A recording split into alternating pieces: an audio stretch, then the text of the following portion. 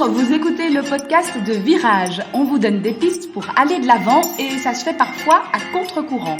Si face à un problème, quel qu'il soit, vous vous êtes déjà dit « j'ai tout essayé, rien ne va, je ne sais plus quoi faire », alors vous êtes au bon endroit. Je suis Marina Blanchard, psychologue, formatrice et fondatrice de Virage.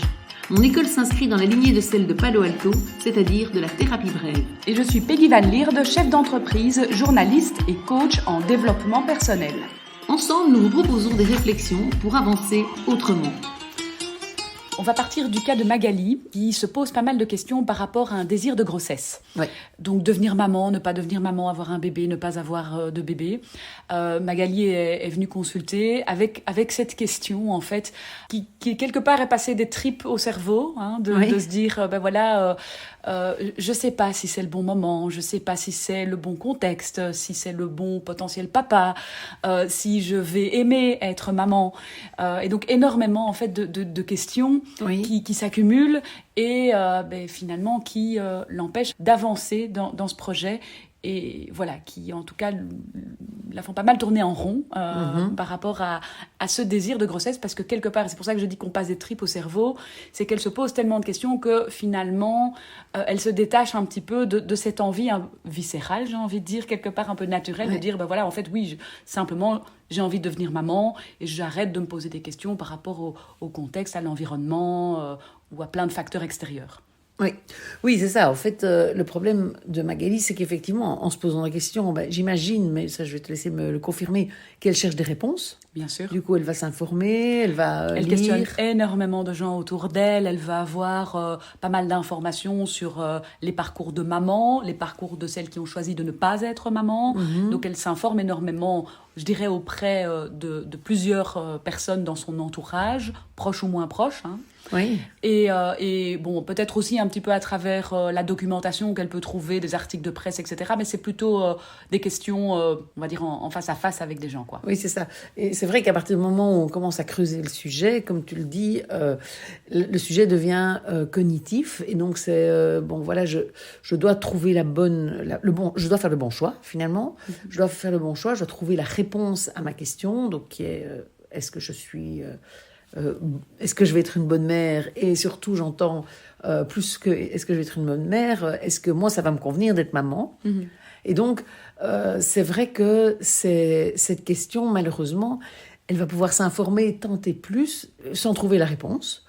Et j'ai presque envie de dire que plus elle va même s'informer, plus elle va pouvoir se questionner, parce que certaines personnes vont dire oui, mais est-ce que tu as pensé au point de vue professionnel aussi, parce que c'est important, ça dépend aussi ce que tu veux faire comment tu vois ta carrière, comment tu veux développer, quelle ambition tu as, parce qu'un enfant quand même. Et puis il y a des gens qui vont dire oui, mais si c'est un, c'est deux, parce que un seul enfant, c'est quand même pas ok, c'est pas une famille, c'est triste, alors il faut en avoir au moins deux. Et donc, le risque étant que du coup, effectivement, aller chercher l'info, en fait, au lieu de lui donner des réponses et de l'apaisement, risque de lui donner plus de questions et de l'amener à, du coup, être encore moins apaisé et moins proche de trouver, de décider, de faire son choix.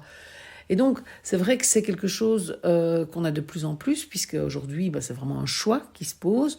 Et c'est clair qu'il y a un siècle, voire deux, encore pire. Enfin, je veux dire, il n'y avait vraiment pas le choix. Et les femmes se mariaient, forcément, il y avait une sexualité. Et comme il y avait une sexualité, il y avait des enfants. Donc voilà, la question ne se posait pas. Il n'y avait pas de contraception. Il n'y avait pas de contraception. Et donc, aujourd'hui, c'est différent. Enfin, alors, oui, peut-être que certaines personnes essayent d'éviter en connaissant des trucs mais plus mécaniques, mais qui fonctionnaient quand même pas tout le temps. Et donc, l'enfant, à un moment donné, s'imposait gentiment, ou était un bonheur, heureusement, et c'était pas toujours juste quelque chose de négatif, mais c'est vrai que c'était comme ça. Moi j'ai envie de revenir à maintenant quelques années en arrière, pas trop quand moi j'étais jeune, non, pour rigoler je dis pas trop, mais oui, hier, c'est ça. Où c'est vrai qu'encore dans la mentalité, il y avait un peu cette question de se poser, c'était plutôt quand peut-être qui se posait, pas tout de suite, d'abord profiter d'être en couple ou s'installer dans une maison, etc. Mais c'était pas tellement la question oui ou non.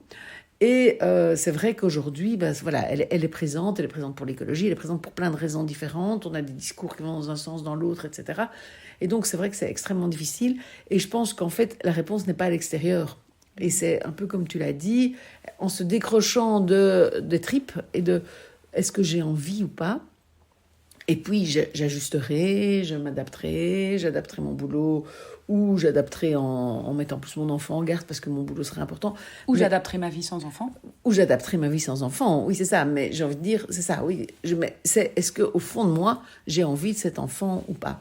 Et tout à fait, ça peut être, du coup, la réponse peut être non. Parce que pour moi, dès lors qu'on commence à s'informer de cette manière-là, on peut vraiment se poser la question. Parce que souvent, entre le mental et les tripes, c'est les tripes qui gagnent.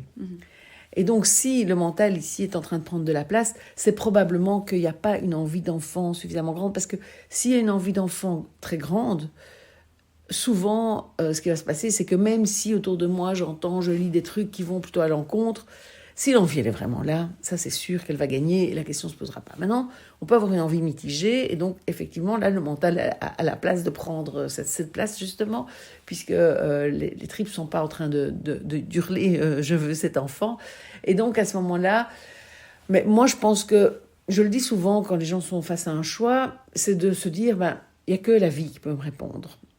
Alors, souvent, je dis, voilà, vous allez choisir, et je pense que j'ai déjà dit dans d'autres épisodes de ce podcast, je vous conseille de choisir finalement le chemin sur lequel vous pouvez faire demi-tour. Comme ça, vous allez aller goûter vraiment ce chemin-là, puisque vous hésitez entre deux.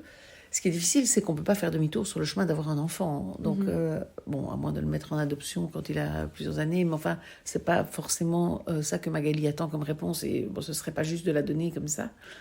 Et donc, ça veut dire que l'idéal pour Magali, c'est peut-être de se dire, j'attends de voir si à un moment mes tripes me le disent, si à un moment mes tripes en ont vraiment envie, et plutôt d'arrêter cette espèce de noyade dans des informations qui du coup sont torturantes, qui démultiplient aussi les possibilités, parce que certaines personnes vont te dire, tu sais, maintenant jusqu'à 50 ans, tu peux encore avoir un enfant, parce que donc prends ton temps, et puis se dire, oui, mais enfin, alors à 50 ans, est-ce que... Et on peut se poser encore, enfin j'ai envie de dire, c'est toujours des questions en plus qui viennent, parce que plus j'ai des infos, plus forcément j'ai des questions, et l'info ici, elle doit vraiment venir de l'émotionnel, quoi. Et donc c'est vrai que ce serait plus intéressant, à mon avis, pour Magali, à ce moment-là, de se dire, sur quelle route je suis le plus prête à faire demi-tour. Probablement, bon là je m'avance pour elle, mais probablement ce sera évidemment sur la route, je dis probablement et évidemment, parce que ça me semble tellement difficile de faire demi-tour sur la route, d'avoir un enfant, donc je vais dire que ce serait de ne pas en avoir, et de peut-être se dire, voilà, je me fixe un rendez-vous par an, à mon anniversaire, au Nouvel An, enfin voilà, où je me repose la question, est-ce que maintenant je sens plus cette envie-là, quelque part à l'intérieur ?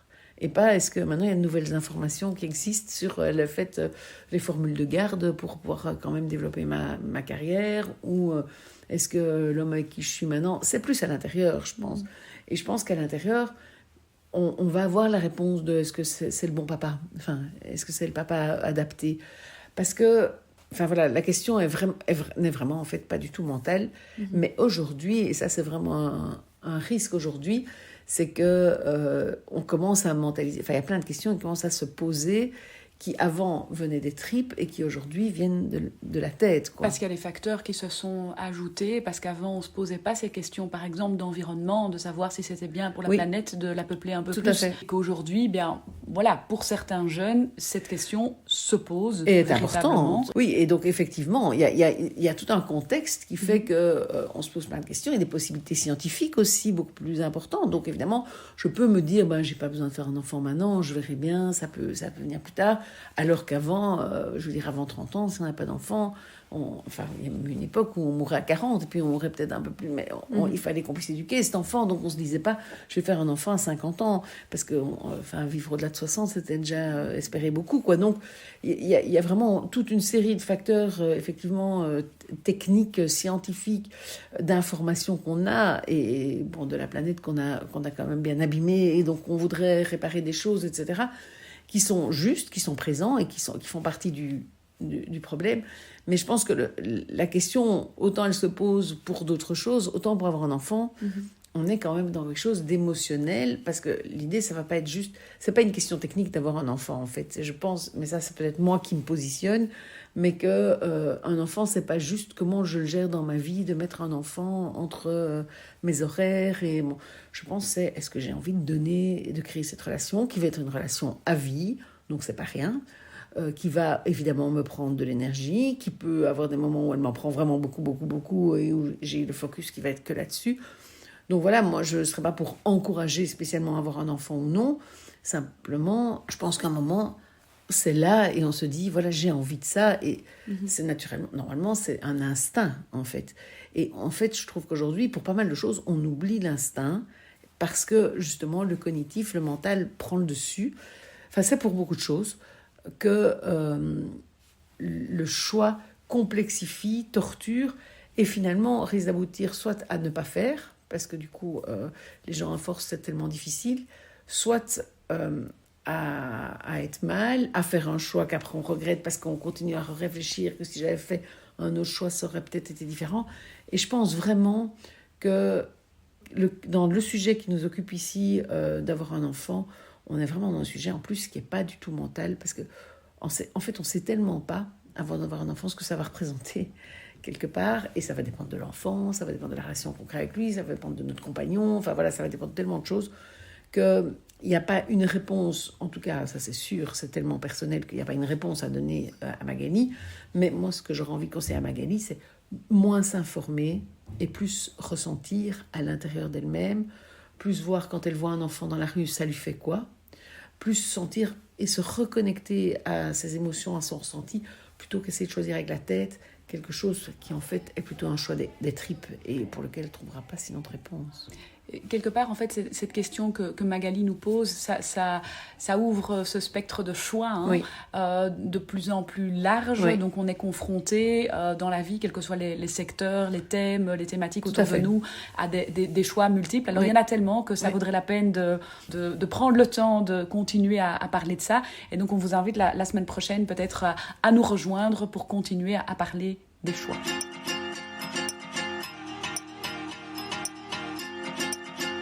Merci de votre fidélité chaque mercredi et rendez-vous pour le prochain épisode la semaine prochaine.